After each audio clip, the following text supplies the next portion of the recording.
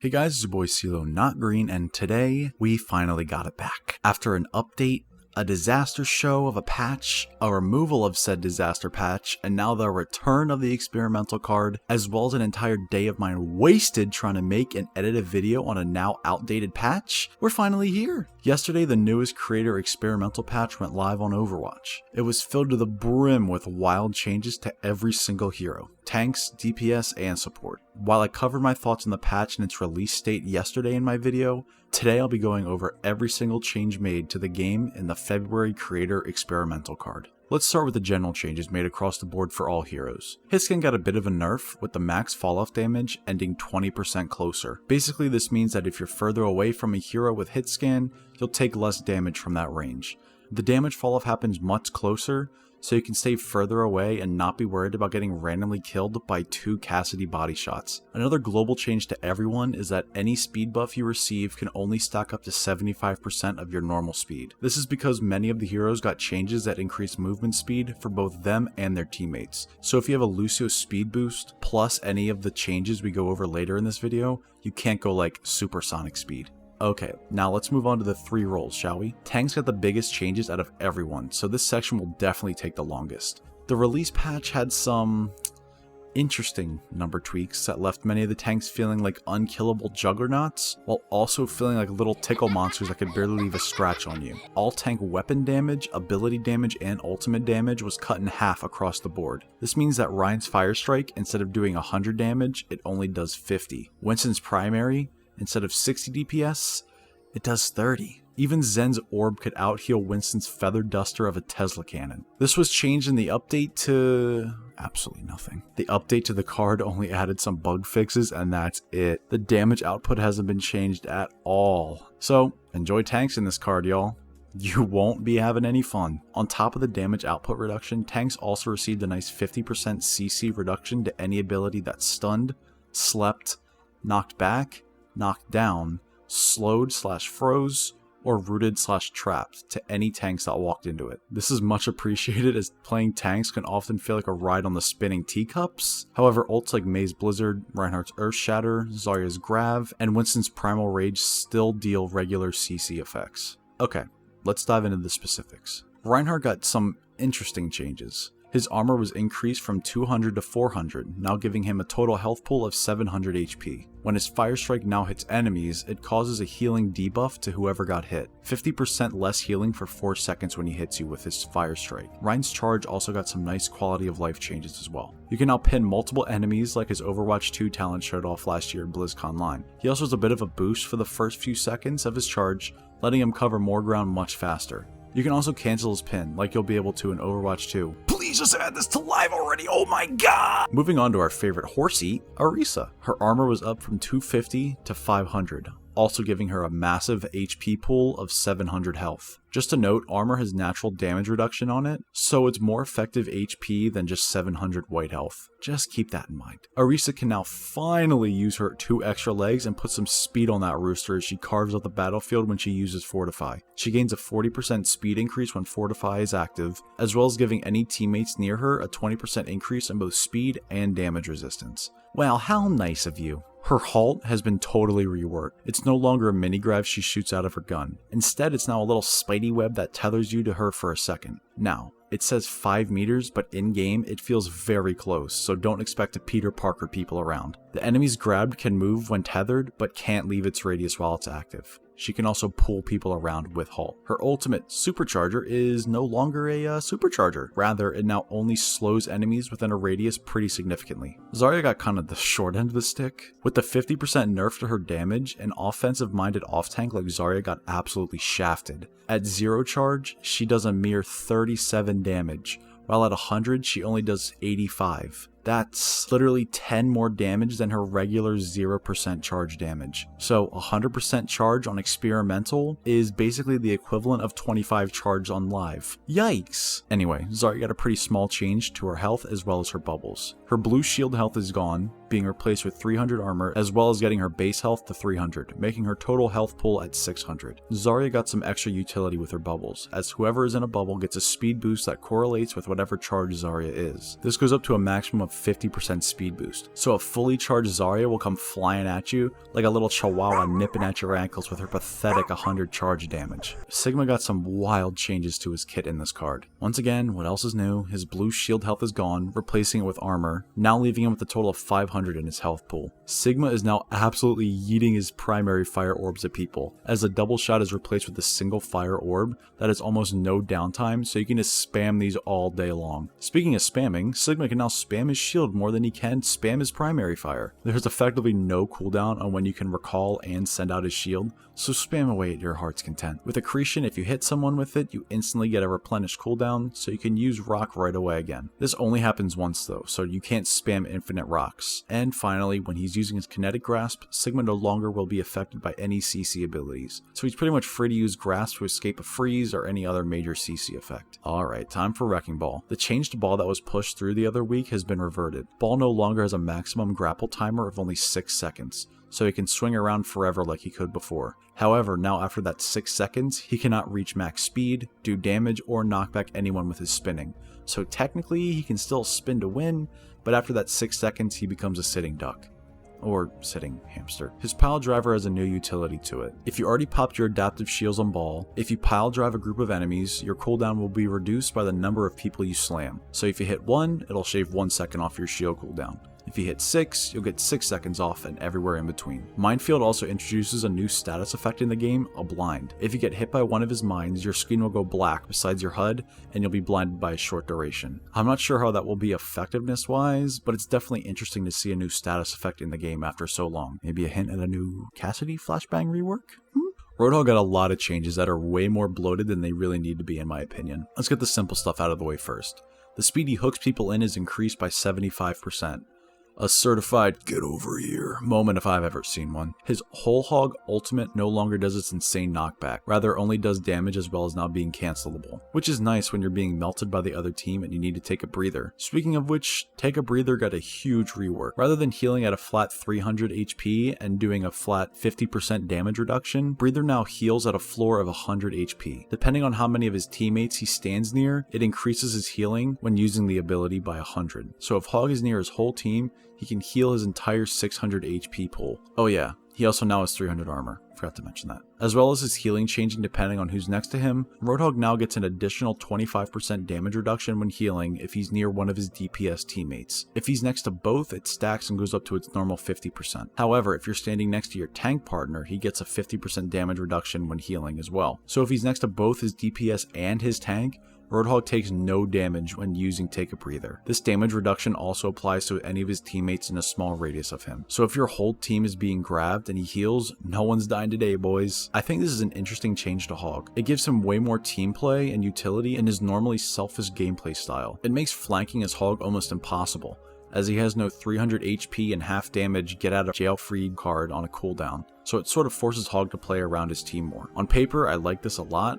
If you play huddled around Hog, you can absolutely melt people as a team. If he's alone with the 50% damage reduction, he's absolutely useless. Diva got a few quality of life changes. She now can float down when she's in the air when she holds the jump button, kind of like Mercy and Echo. Add this on top of the booster cooldown being reduced from 4 to 2 seconds, and Diva never has to touch the ground ever again. She can be in the air more effectively than both of the actual flying heroes in the game. I can hear Pheromones mauling, coping, and seething all the way over here. Another fun little addition is that if Diva eats an ultimate, like a Pulse Bomb or a Grav or a Dragon, etc., she gets an instant 30% added to her ult charge meter. I think that's a cute little fun addition as a reward for making a big play. And lastly with the tanks we have Winston. Right away he gets an additional 150 armor, so his new health pool is a total of 650. It says in the patch notes that if you land on someone they bounce in the air, but no matter how many times I tried, I only ever saw the normal horizontal knockback his leap normally does, so I don't really see this as being too crazy. His primal rage though, that's crazy. His health when starting primal is now 1700, plus his 300 armor, so now he has a total health pool of 2000 HP when starting primal rage. This health slowly decays by 75 HP per second, and it stops if you go below 350 health, so you can't die from the decay. He can still swing his arms around normally, but you can hold down his primary fire now, and can knock back enemies 100% further than he could before.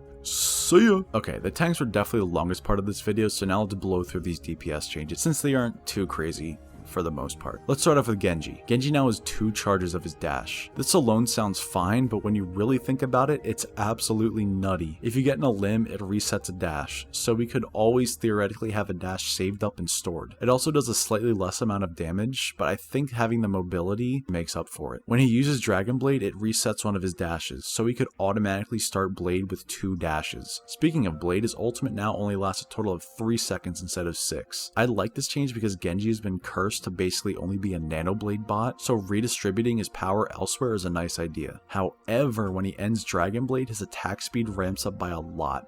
So if you're good with his normal shurikens, after Blade, you're probably going to be doing more damage than the Blade itself. Genji's power is such a slippery slope. Change one thing and he becomes completely broken. Change another and he becomes one of the most obsolete heroes in the game. This is one of those times where it might be completely overtuned. Doomfist received a few quality of life changes to his cooldowns. If he uses an ability and it misses all enemies, the cooldown on any ability that is on current cooldown will be reduced slightly. This is really good for Doom in case he finds himself in no man's land after missing a punch. He can now also cancel his seismic slam when he's falling in the air. This is a nice change in case he decides to yeet himself off the map, or in case he sees he's landing in a group of enemies he might not want to land into. Echo got some changes I think are still a little overtuned. First off, her glide is 15% faster, so she has more mobility after canceling her flight. However, what I think is crazy is her new self-healing passive. When Echo gets a final blow, she heals 30% of her total remaining health. Now, obviously because of this, it has steep diminishing returns. If you're at like 150 HP, you won't get nearly as healed as if you were at 40 HP. I guess this helps in case she gets herself stuck behind enemy lines, and so she doesn't really need to rely on a mercy pocket as much as she does now. The self-healing builds ult charge, and the healing effects also apply to her duplicate form. So maybe we won't feed as hard when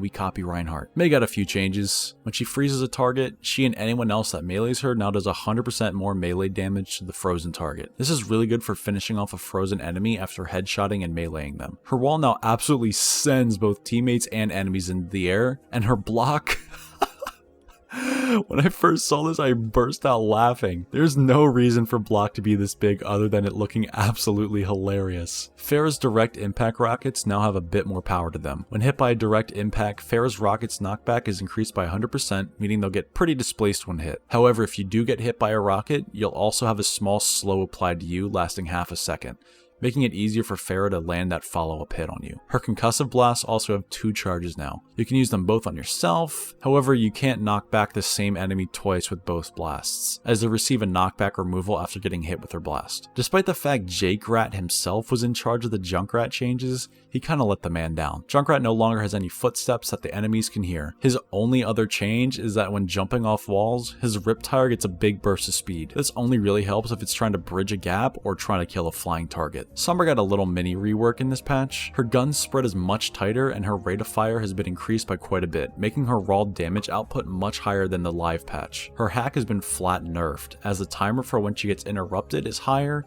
and the total hack time is almost cut in half. Her stealth is a lot like her release era stealth, where she has an 8-second timer for her stealth, so if she wants to stay hidden, she really needs to dart in and out of cover. She also doesn't play a sound when she comes out of stealth if that 8-second timer runs out, so she can continue to lurk in the backlines undetected. Bastion can no longer change into his turret form, instead having most of his power in his raw damage output and survivability. Bastion's primary fire now has a much tighter bloom, and he has a giant clip now with 100 bullets as his ammo capacity. His self-repair is also insane now, as you can channel it while shooting, so there's basically no reason as why you shouldn't be holding down both mouse buttons while playing Bastion. He's also become a wee little guy. Aww, look at him go! Hanzo basically has a new ability. Storm Arrows is nothing like its live version. Rather than shooting 5 really fast arrows, Hanzo now basically has his version of Torbjorn's Overload. When popping this new Storm Arrow, Hanzo now has a 1-second lunge cooldown. He can draw his bow back much faster, and the slowdown that happens when you have a charged shot is now gone. Instead of Storm Arrows, he shoots his regular arrows.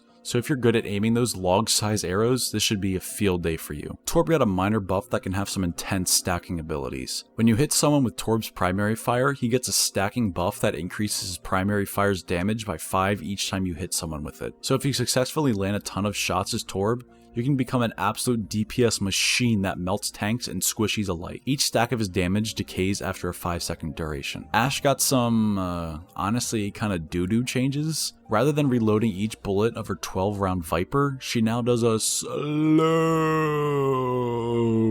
reload reload that replenishes all 12 rounds of her rifle. I can see how this could be good, but the almost 2.5 second reload is brutal for someone like Ashe, who needs to be quick with her shots. Her dynamite no longer has a damage fall off, so no matter how close or far you are to it, you'll take a flat 50 damage from the explosion. And her coach gun cooldown is much longer, now being 13 seconds instead of 10. Thick Kree is no more, and Cole Cassidy proper is upon us. Cass no longer has his much hated 225 HP, and is now back down to his original 200. However, don't think that his lower health makes him an easy target. His fire rate is back to its old super fast self, as he can unleash all 6 bullets so much faster. It honestly feels amazing. Fan the Hammer is gone as well. Gold can cheer and delight. His roll now has a longer cooldown and can no longer be used in the air. Am I the only one who actually likes the mid-air roll?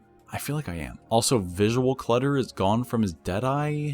I don't even know what this is for. Sounds like Wanted as a salty little sailor. Reaper got some fat mobility buffs, as if he needed them. Shadow Step is now on a 5-second cooldown and can also be used while in Wraith form. Don't be surprised when Reaper is constantly behind you. Speaking of Wraith, the cooldown is now only 4 seconds. However, it did receive a couple nerfs, as it doesn't reload your shotguns anymore, and the speed it gives you is also gone. You can't just fly out of there anymore. Maybe the Shadow Step could be a decent replacement for that? Soldier got a few tiny changes. Grumpy Gills Wanted once again took out some visual effects that happened when visors popped. I really have no idea why he felt like adding this was worth his and the developer's time. Anyway, Soldier no longer takes self damage from his Helix rockets, and you have a 2-second extra longer cooldown. Just as a side note, yes, you can still rocket jump with Soldier even when he takes no damage. Widow's Mind's got a much needed rework. She now can have up to 3 placed down at a time, really allowing her to be able to watch a ton of flanks if she needs it. The cooldown is lower, so she can really have more uptime with the mines she places. Both the damage and the time of the effect have been reduced as well, so they aren't as powerful. The speed they fly out has been up, so you can get a bit more distance to them if you're up on a perch somewhere. Her grapple cooldown has also been increased to 15 seconds. And finally, the last DPS hero is Tracer. Not too much for her, just a small rework to pulse bomb. Her ult now builds much faster than before, not as fast in this video because I had ult timer pumped up in the training range. And the bomb now only does 190 damage. So if a squishy is full health, they won't die just from the explosion itself. She can also no longer damage herself with the damage from the pulse bomb. Okay, last but certainly not least, let's jump into my absolute favorite changes this experimental card, the support changes. Ana is probably my favorite changes of this entire patch, and if some of these don't hit the live servers next retail patch, I will be genuinely disappointed in the Overwatch team. First off, the broken part. Her reload is now 0.75 seconds. It's basically instant. It feels amazing as an Ana main. Is it busted? Yes. Do I care? Hell nah. Okay, the sleep changes need to go live. I demand this immediately. Her sleep now shows up in the kill feed, so there's no more guessing who you slept anymore if you send it into a crowd. And it now has a little notification on the screen of where that sleeping target is. So if you sleep a Genji, your team can now see that you slept someone and where he is on the ground. This is a quality of life change that should have been in the game 4 years ago, and if it doesn't go live, I will write a very strongly worded email to Jeff Goodman himself. Her sleep can now also affect a flying diva bomb as well as putting Torb's turret to sleep. Does this mean that Torb's turrets dream? She also has some small buffs to Nano. There's basically no cast time to Nano anymore, so if you panic Nano someone right before you die, it will still land on your target. The Nano target will still get the HP boost, but now if you're Nanoed, you'll basically have a nade effect on you as you get healed an extra 50%. Ana is busted. Thank you, ML7. Baptiste got a couple small changes as well as a really nice balanced nerf to Lamp that I think could work overall. First off, his jump boots now can send him absolutely flying all the way to Horizon Lunar Colony. The charge up time is now doubled if you want to hit that giant jump though. Okay, the Lamp change I think is really good. Instead of doing a damage reduction field like a lot of people have recommended, Bap's immortality field now only lasts for a second and a half and makes the lowest HP you can get to is 20% of your max health. This is really nice because it means you really need to pay attention to when you should use the lamp to get the maximum effectiveness out of it. If you use it as soon as you get grabbed, it'll be worthless, but if you stay patient and wait for the last possible second, using lamp can be the difference between surviving or spending a trip walking back from the spawn. Any change that adds a new level of awareness and skill to it is something I wholeheartedly welcome going into the future. The cooldown is also lowered by 2 seconds. Window now lets Bap heal himself with his right click as well as lasting a few seconds shorter, which isn't that big of a deal in my opinion. Brig, how we love you, Brig. Brig's Inspire healing now stops as soon as she dies, so all of her AoE healing will come to an end as soon as she gets eliminated. This helps with the issue of Briggs' invisible healing that makes her so strong as a hero. Shield Bash now also travels a little bit further, so it's a much better mobility tool that can help her bridge gaps she normally couldn't, and also allows her to reach any enemies that are trying to escape. She also basically gets a brand new ability when she uses Whip Shot during her ultimate. If you use her Whip Shot during rally, she stops in place and does a little spin that knocks back all enemies within a 7-meter radius. This is good for keeping the enemies back and allowing her and her team to reposition without the other team swarming you during rally. Lucio got a teeny little change here and there. His gun now does an extra 5 damage if he's riding on the wall. Yet another reason to be wall riding is Lucio. He also knocks back any enemy near him when he drops the beat. Kinda makes sense with how much force that man slams that gun into the ground. Alrighty, time for the big one. Mercy basically got an entire rework, so let's dive into it. Mercy now has Valkyrie as her E ability instead of being her ultimate. When popping this new Valk, she does 70 healing per second, up from her base healing of 55 healing per second. It's a nice boost of healing if someone needs it. It no longer tethers to other people. Her beam stays on one person during this short 3-second ability. The cooldown is pretty hefty though at 20 seconds,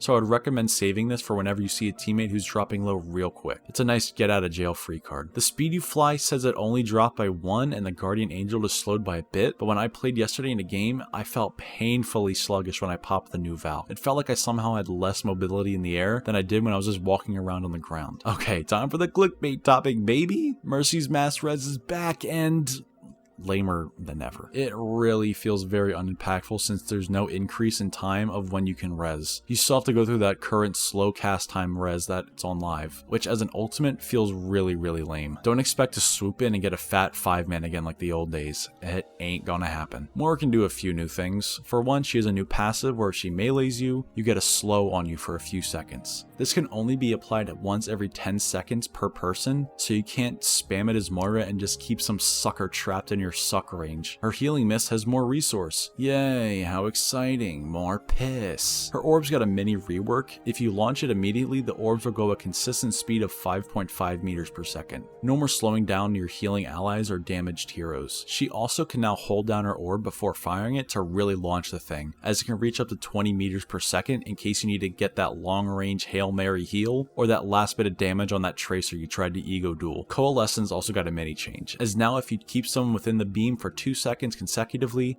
it will lift them in the air for a few seconds, really make them sitting ducks for you and your teammates. Zen got a few little changes I really like. He now has a passive where he can jump much higher if he holds the jump button down. It's a really nice little mobility buff for him that's much needed since he's one of 2 support heroes without any real mobility ability. He also basically gives people their Overwatch 2 role passes when he puts the Harmony Orb on them, depending on their role. If Harmony Orb is on tanks, they take 20% less damage. If it's on DPS, they get a slight movement buff. And if it's on another support, the heal is increased from its base 30 healing per second to 40 healing per second. I really like the super specific buffs for different roles that this has. I think it's super creative and unique. Really great idea. His Discord Orb now only does a 20% damage increase to enemies instead of the punishing 25 he does now on live. And finally, the last change in this experimental patch that we have is our subject in the thumbnail, Miss Symmetra Support. SYM is now a support in this patch, and honestly, it's kinda underwhelming. Basically, your gun does less damage than before, her TP gives a speed boost when you come out of it, her shield wall has less health and lasts a little less longer, and her turrets are the only way she can heal. It's hard to really put her turrets in spots that they won't get instantly destroyed, and they do such little healing it's hard to justify her as a pick. The turret target priority is so bad, it seems to pick who it heals a complete random rather than who needs it the most at the time, like someone who has the lowest percent HP. If the turret cooldown was much lower, maybe like 5 or 6 seconds instead of 8 as it is now, she'd be better, but if you have all 3 turrets gone, you're just a worse version of current DPS SYM. I appreciate the thought here, but not enough time and effort was put into this healer rework to even make it worthwhile for me. Okay, that's the last of it. That took forever.